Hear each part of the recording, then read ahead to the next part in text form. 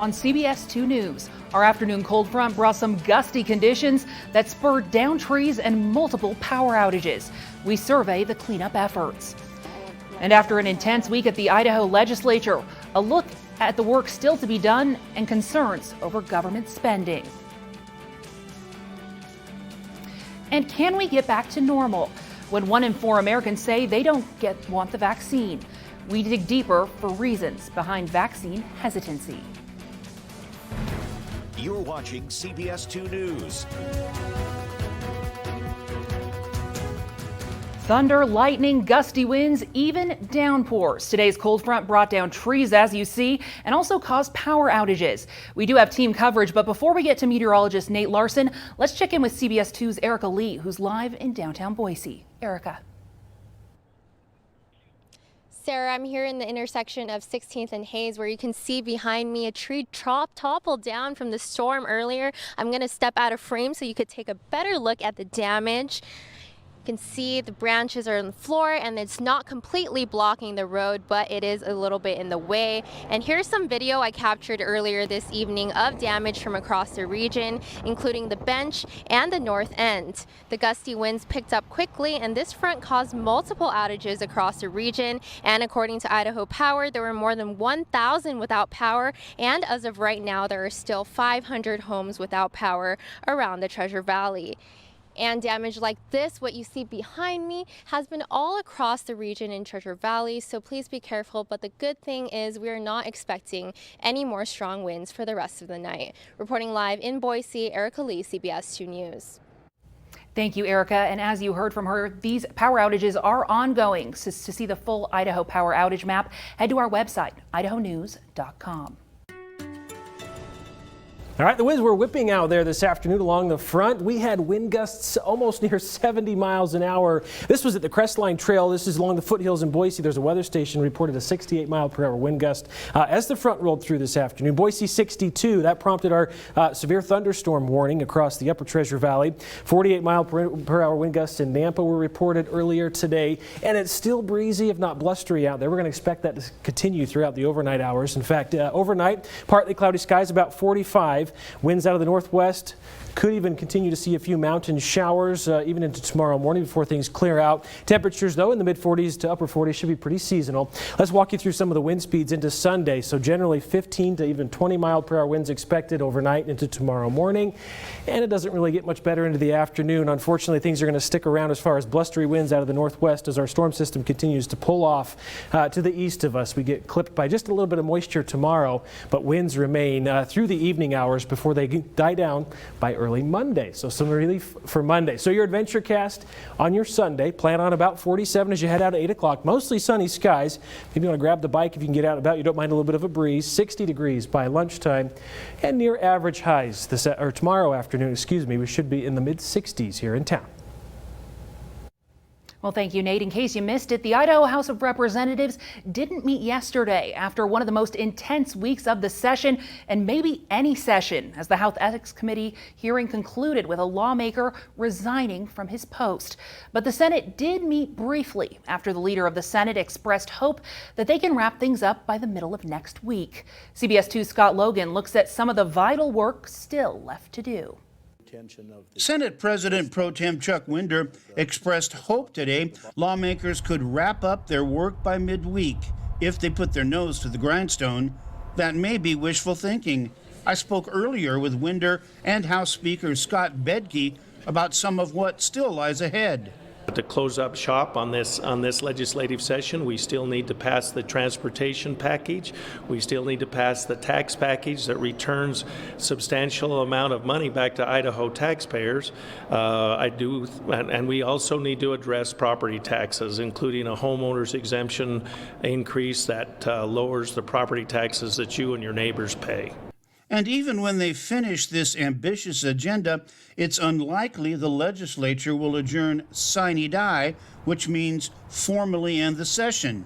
Well, I don't know that we will adjourn sine die. There's discussion about a recess until September or something.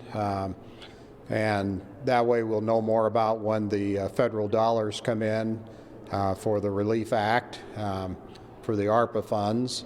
The legislature has made it clear it will be in session for any decisions on how to spend the latest round of federal COVID relief funds.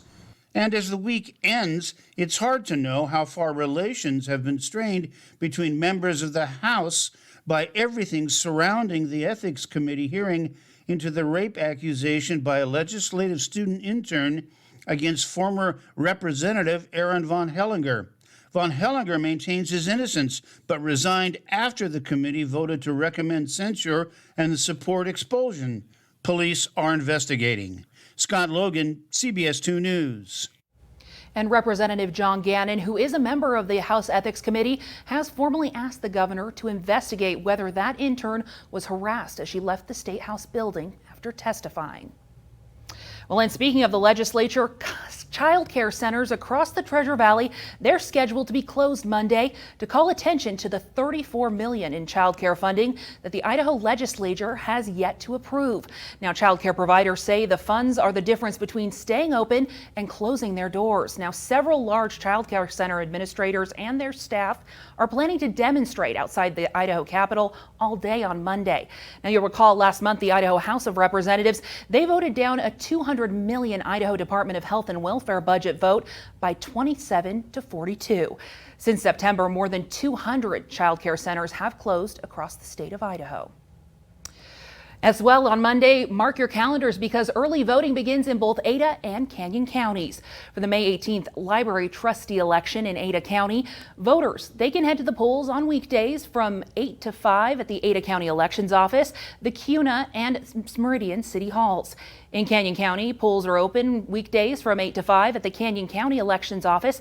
That's in Caldwell. Our hospitalizations have nearly doubled what they were a week ago. Well, our neighbors in Oregon are seeing a spike in COVID cases, which puts a strain on the state's hospitals. As a result, Governor Kate Brown announced that 15 counties are moving back into the extreme risk category. That means no indoor dining and limited outdoor events. That's putting many business owners in a difficult place. So I've worked with the legislature to secure $20 million in urgent relief for Oregon businesses impacted by extreme risk. We can get this aid quickly in the hands of our businesses, and I encourage all impacted businesses to apply for assistance. The 3 Oregon counties that border Idaho are not included in the new COVID order. And covering coronavirus, let's take a look at the latest numbers in Idaho. The state reporting 177 new cases. The death toll now at 2,046. Meanwhile, more than 107,000 Idahoans have now recovered and over 486,000 have been fully vaccinated. Also a reminder that the Idaho Department of Health and Welfare, they no longer update their coronavirus data over the weekends. And we're also tracking the COVID variants across the Gem State. The total number of variants is 229. To break it down, that's 171 of the UK variant, 51 of the California strain, 4 of the New York strain, 2 of the South African strain, and this past Thursday, we had our first report of the Brazilian strain. Well, Pfizer seeking to give approval for its COVID vaccine to children in Europe. The drug company reps say it's safe for children 12 to 15. The request is based on a study of more than 2,000 adolescents. The request is now before the European Union regulators. Meanwhile, here in the U.S., Pfizer asked the FDA to approve the vaccine for the same age group 2 weeks ago. And scientists are making progress in testing coronavirus vaccines, as you heard, on children. They're also now testing the Moderna vaccine on kids as young as 8 years old. Currently, only the Pfizer vaccine can be used in kids as young as 16. But all vaccine makers are now testing their shots in younger teens and children. Well, hey, some good news. Southwest Airlines, they're adding nonstop flights to BOI. Starting June 6th, routes to Chicago Midway, Orange County, Dallas, San Diego, San Jose, and Las Vegas. So this summer, the Boise Airport will have nonstop service to the most destinations they've ever had. And face masks will be required for many U.S. travelers until at least September 13th. Today, the U.S. TSA extended a mask mandate that was set to expire next month. The rule has been in effect since February 2nd, and since then, the TSA says it's received reports from about 2,000 people violating that mandate. And meanwhile, suicide. It's a very difficult topic to discuss, but an important one. It affects hundreds of Idaho families every year. The emergency room director at St. Alphonsus says up to 3 times per shift, doctors see patients who may have thoughts of hurting themselves. He tells us how the hospital system responds to patients who are suicidal. If someone's at a point where they're really considering harming themselves, it's pretty significant, and most times they need to be treated acutely in the hospital until that risk decreases, and that includes some therapy but also some medications. Now, if you or someone you know needs help, there's the number right there on your screen to the Idaho Suicide Prevention Hotline. It's 208-398-4354. Again, that's 208-398-HELP. And help is available anytime to anyone who needs it. Well, today is National Heat Stroke Prevention Day. This day, it's meant to bring awareness to the dangers of hot cars. The National Weather Service has issued a stern warning to drivers about preparing for summertime heat, and that's just around the corner. Already, the first death from a hot car was reported in North Carolina. Well, meanwhile, students in Caldwell, they'll have access to free meals once again this summer. Meals will be provided at these locations: Caldwell High School, Van Buren Elementary School, Lewis Clark Elementary, Farmway Village, and Canyon Springs High School. It is a very, very safe vaccine, and actually safer than many other vaccines that we get. So why are so many Americans choosing to skip the shot? We take a closer look. And later, painting a broad stroke across education. We'll preview an impressive student art show.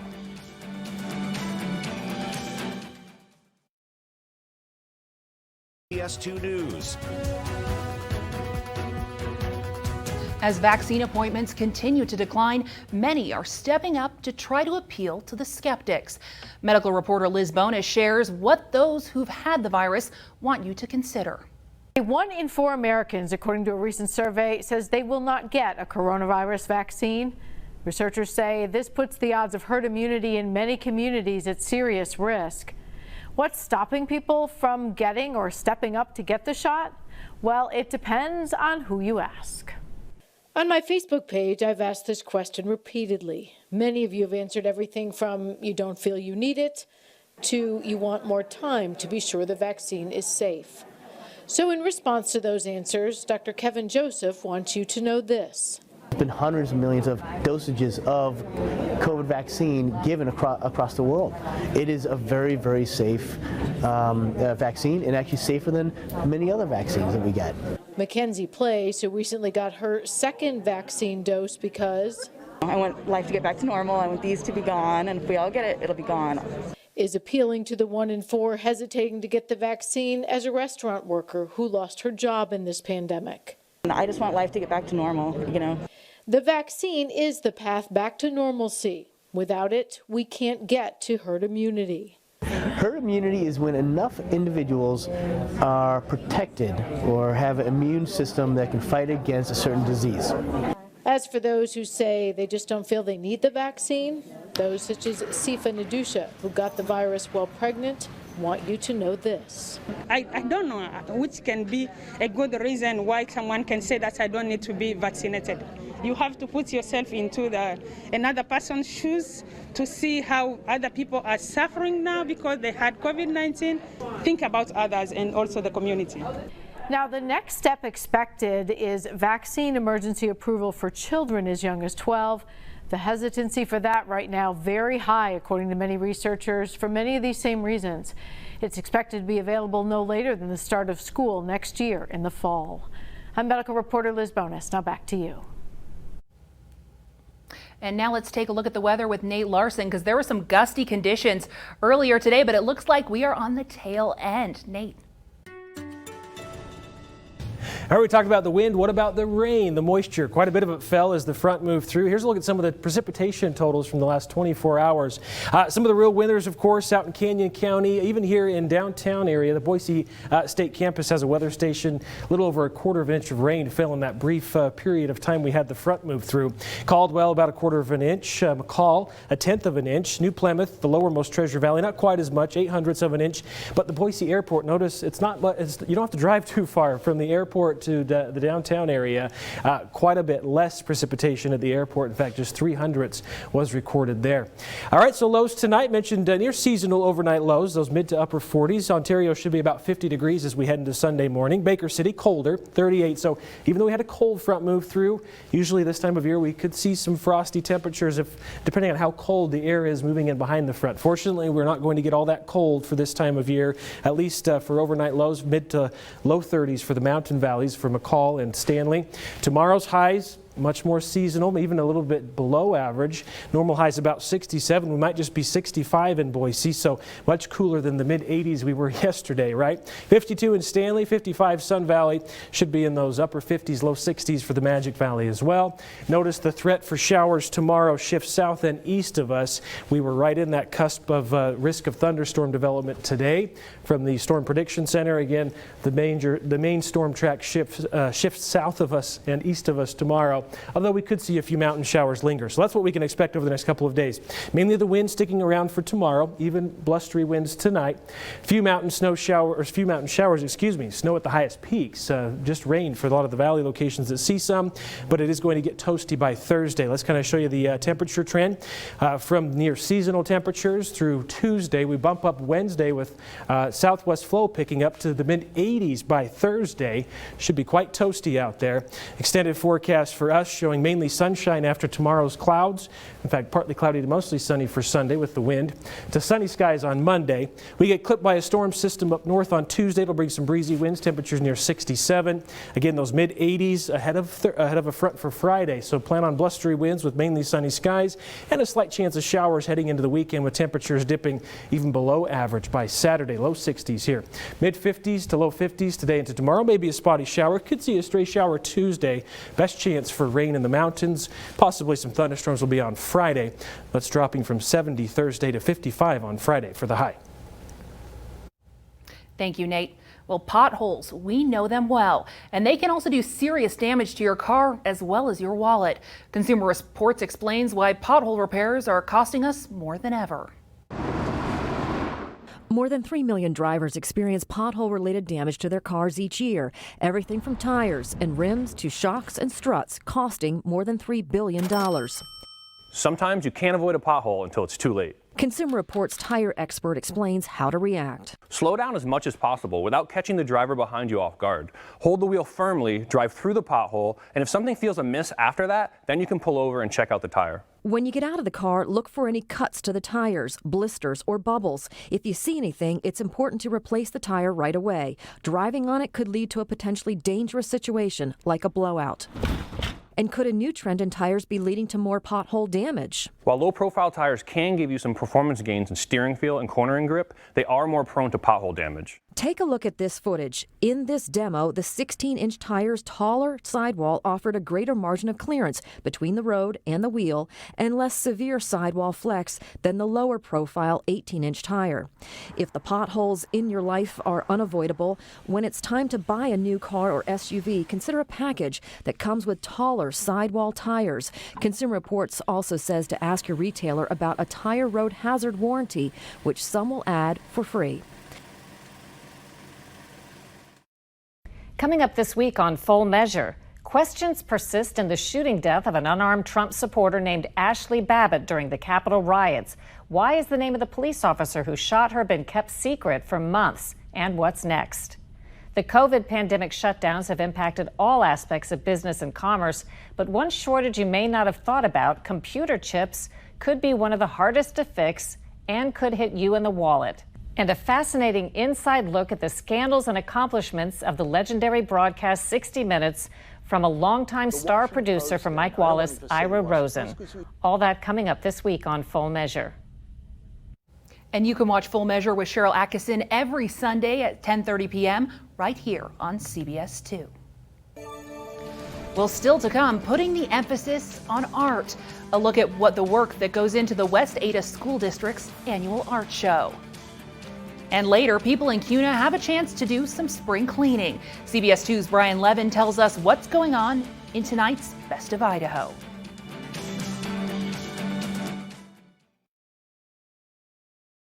Sponsored by CapEd Credit Union. For many years, the West Ada School District has created a tradition of emphasizing art and the importance of art for its students. In this week's Leaders in Learning, we show you the work behind the West Ada School District's annual art show. Art is everywhere. It is in everything. Here at Pathways Middle School, art teacher Amy Cox is showing her students that art is all about your own eyes and interpretation. Art opens the world to so many different things, and it's subjective. His art is way more than just painting and flat objects on a piece of paper. Miss Cox is one of the many teachers across the West Ada School District that's getting her students to think outside of the box through artistic expression. To be able to just focus solely on the arts has made them blossom, and some of them, it's the reason they come to school. A passion that's spanning the school district. I try to let each grade level experience as many different mediums as I can get their hands on. Lindsey Bisbee is the art teacher at Pioneer School of the Arts. She tells me this art show is something she encourages all of her students to enter. I tell all my students, you are an artist. If you don't think you are, well, you are in my room. At Meridian High School, photography and CTE teacher Tiffany Davis is inspiring her students to step outside of their comfort zone. Parents come and congratulate the students. So I feel like this is a way to showcase their work and showcase their talents, to get recognition for what they do. This year's West Ada School District Art Show theme, how art is an escape. And so the kids have had to really think about their artist statement and how art is their escape. Catalina LaFave is one of Miss Cox's students and created this masterpiece out of cardboard and markers. She's being honored not only as her school's Choice Award winner, but also the District Choice Award. I just remember in summer, I was just bored one day and I started listening to some scary stories, and there we go. Then I started working on some more digital art, and that's what I really like doing now. For this art exhibition, each school in the district chooses one art piece as their School Choice Award, along with an art show and a banquet celebrating those artists. These pieces are now set to be displayed at the West Ada School District Service Center for 1 year. Art feeds a different part of your brain. Art feeds a different part of your heart, and you can find that escape and you can find that outlet that really feeds your soul. So find the art that drives you. Everybody has some form of art in them. They just have to find it. And hopefully they get to have a teacher that helps them find it. Now, we are so thankful for all of our teachers helping our students, and we want to recognize them. So if you know of a classroom leader doing something great, email us, leadersinlearning@kboi2.com. Solutions for Seniors is sponsored by Red Fox Home Care. Well, adults 65 and older who've been fully vaccinated, they're 94% less likely to be hospitalized with COVID. That's according to a new CDC assessment. The CDC says those adults who partially vaccinated are actually 64% less likely to be hospitalized. Now, if you're considered partially vaccinated 2 weeks after your first dose of the mRNA vaccine.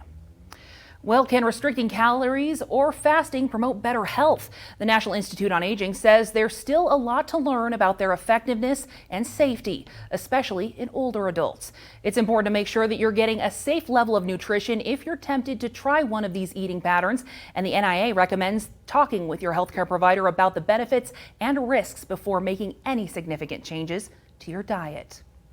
And researchers at the Albert Einstein College of Medicine in New York have designed a drug that reverses key symptoms of Alzheimer's disease in mice. Doctors say some factors that contribute to Alzheimer's in mice also occur in humans, which gives them hope that this drug may one day help people with the disease. Coming up on CBS 2 News, tomorrow is looking sunny, and people in Kuna, they have a chance to do some spring cleaning. CBS 2's Brian Levin tells us what's going on in tonight's Best of Idaho.